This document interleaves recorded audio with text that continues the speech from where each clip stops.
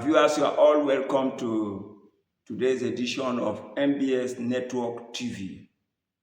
We want to trust the Most High that He has been blessing you and edifying you with previous editions. Today, in our character study series, we want to look at lessons from the life of Peter. Lessons from the life of Peter. We want to read this anchor scripture, Matthew chapter 16, from verse 17 to 19. I read, "And Jesus answered and said unto him, Blessed art thou, Simon Bar-Jonah, for flesh and blood had not revealed it unto thee, but my Father which is in heaven. And I say also unto thee, that thou art Peter, and upon this rock I will build my church, and the gates of hell shall not prevail against it. And I will give unto thee the keys of the kingdom of heaven. And whatsoever thou shalt bind on earth shall be bound in heaven, and whatsoever thou shalt loose on earth shall be loosed in heaven." From this very scripture, we find out that Peter was given tremendous authority and power to kickstart the church age.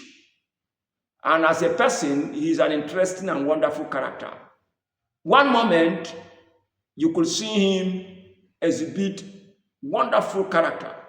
For example, Jesus, in one moment, when Jesus asked them, like here, where we read, "Who do men say that I am?" Inspirationally, he mentioned that Jesus Christ is the Messiah, the Son of God. He knew. He had that wonderful knowledge. But in another moment, you see him rebuking the same Master and Savior and telling him not to go to the cross. And that was against the purpose of Christ coming to this world. And Jesus Christ was not happy with him doing that. And so his father gave him the name Simon, meaning reed, shaky person. And when Jesus first met him, he changed that name and called him Peter, meaning stone, a pebble. And meaning that later in his life he's going to be stable. So, however, as he moved on in his life, through the Holy Spirit, he was wonderfully transformed and he ended up being a great apostle. Dr. Joshua Ebuyemi shall be helping us to look at the life of Peter while he was with his master, Jesus, on earth. The life of Peter while Jesus was alive. You're welcome, sir. Thank you very much. Just as you heard, I'll be talking about the life of Peter with Jesus while on earth. Just as he told us, Peter started out shaky, very badly. He was not a dependable man. But along the line, he was strengthened and did exploit for God. Jesus came to the Sea of Galilee and he saw some men fishing. He needed men that would be able to do his work, men he'd be able to pour himself into to further the kingdom work. And he called them to follow him. Peter was among those that Jesus called first. Peter left everything he was doing and he followed Jesus. Only very few can do that.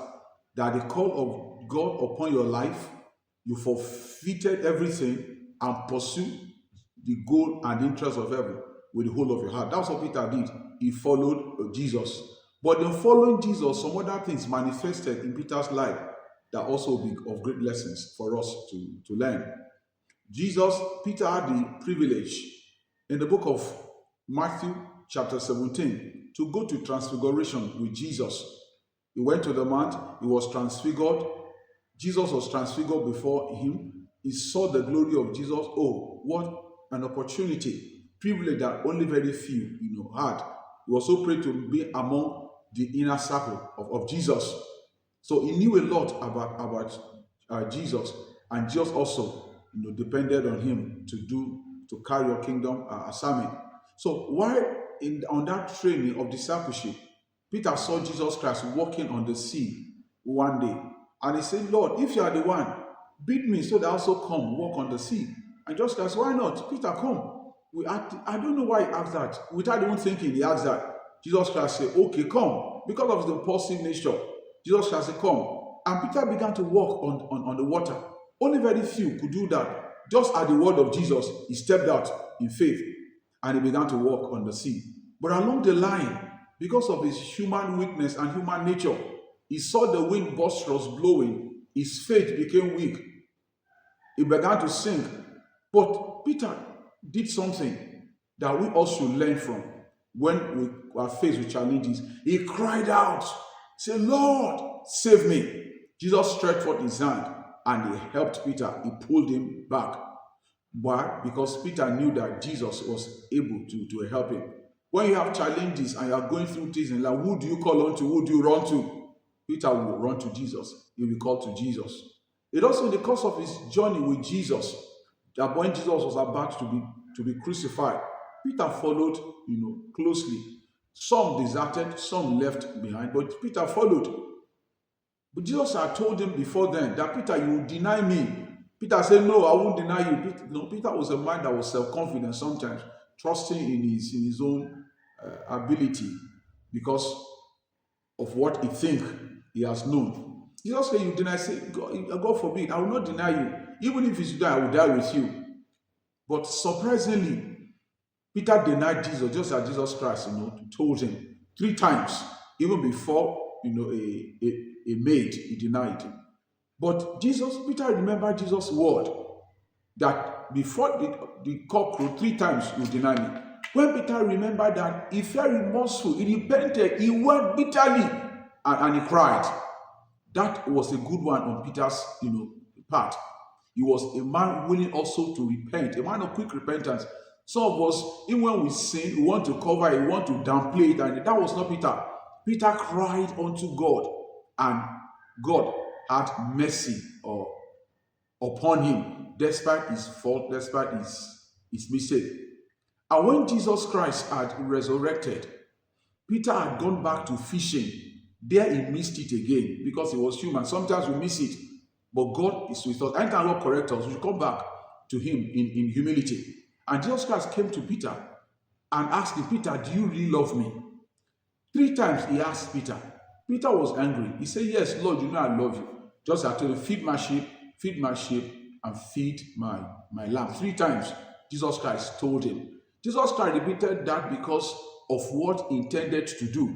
And with that singular, commission, with that singular word from Jesus to Peter, Peter was restored back to the ministry, even though he missed it. But God finally restored him, and Peter came back to where God wanted him to because of the kind of heart he had for God and for the things of God. You are there. God can also help you. But know very well, Jesus will always be there to help you out of your challenges, your situation, and your weakness for you to become who he has called you to become. God bless you. Thank you very much. Viewers must note this. Peter, even though severally he made certain mistakes because of his temperament and his emotion, he always knew how to bounce back, just like David of old.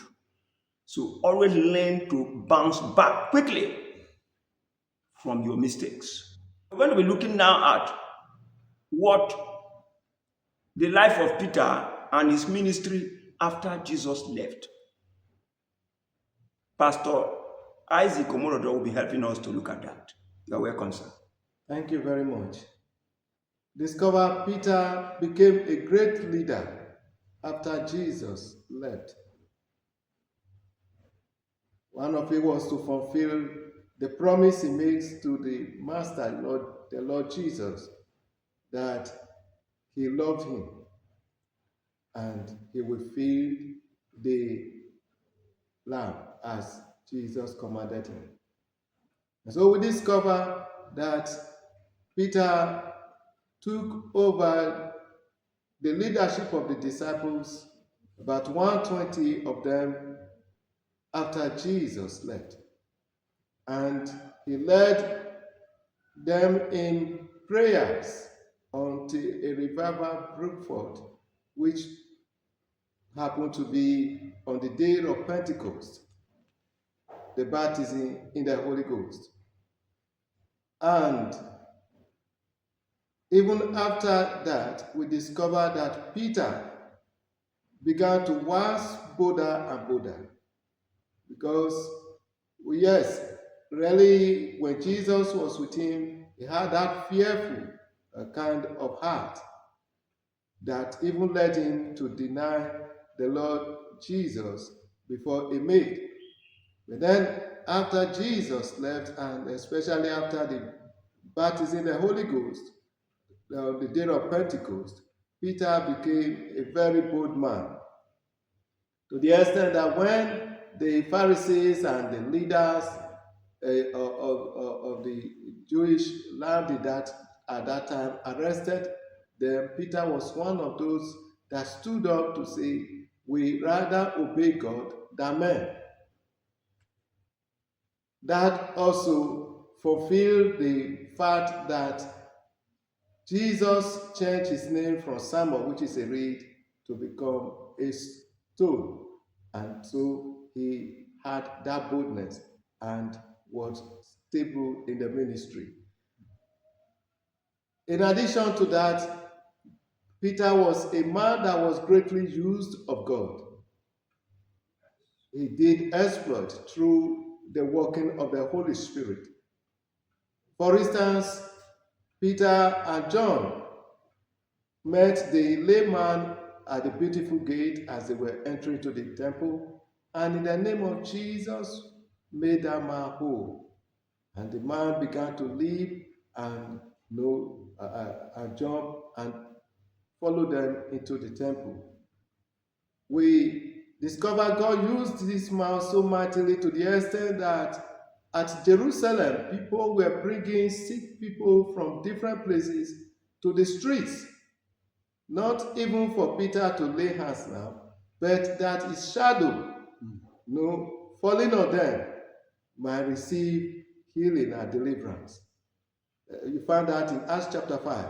And we discover as many that the shadow of Peter fell on received healing and deliverance. That was a mighty move of God through Peter. Then we discover too that this same man, God used him to open the door of the gospel to the Gentiles. Because before this time, God was mostly dealing with the Israelites as God's people. But through Peter going to minister in the house of Cornelius, who was a Gentile, a centurion, a Roman citizen, we discover the door of the gospel to the Gentiles opened that day. As Peter was ministering, the Holy Ghost fell on all the people that were present in Cornelius' house. And so the door of the gospel opened to the Gentiles. And today, even we ourselves who were supposed to be counted as Gentiles, we are part of God's kingdom.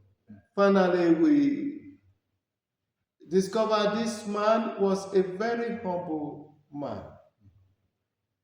He was a man that was willing to help the junior ministers. We saw this when in 2 Peter chapter 3, verses 15 and 16, wherein Peter boldly said that some of the things that Paul have written in his epistle are hard to explain. What does that mean? It means he was encouraging others to read the epistles of Paul. He was trying to encourage Paul, ministry. And we also, that also give us a message that ministers that are ahead, senior ministers, should encourage the junior ministers, the upcoming ones. Because as you do that, it helps the gospel to spread. As you do that, it encourages those junior ministers to stand firm in the ministry and to do the work of God. So he was an encouragement to Brother Paul. Even after the conversion of Paul, Paul went to see him. He was one of those that introduced him to the whole congregation. So we, the senior ministers, should please try to encourage the upcoming ministers and not to look down on them and not to see them as competitors. No, but to see them as people that God also is using to spread the gospel and expand the kingdom of God. God bless you. Thank you very much. In one hand, we saw that he was boldly used to spread the gospel all over the place, including bringing it to the Gentiles through Cornelius. But we also saw that he had some biases towards the Gentiles. That sort of made his ministry to begin to fizzle out. We saw that in Galatians chapter 2, from 11 to 14. He was having fellowship, wonderful fellowship with the Gentiles. But when some Jewish friends visited from Jerusalem, he dodged that fellowship and went away. And Paul also had to rebuke him there. We saw, though he was also a man of humility, that the last speaker has spoken, but we saw that so much to learn from that we ought to be stable at all times in the way we handle issues, in the way we handle ministry. So from this, we should know that the way of heaven, the way of God, is important that we be stable and be consistent in the way we behave. Thank you very much, and let's pray. In Jesus' name. Amen. Father God, we want to thank you for that, for how you have helped us to look at the life of Peter. May we learn from his boldness. May you help us also learn from his humility. May we learn from his ability to bounce back. May we also learn from negative aspect of his being biased and he being emotional sometimes and being fearful, and so that we don't manifest such threats. Thank you, Father God. In Jesus' name we pray. Amen.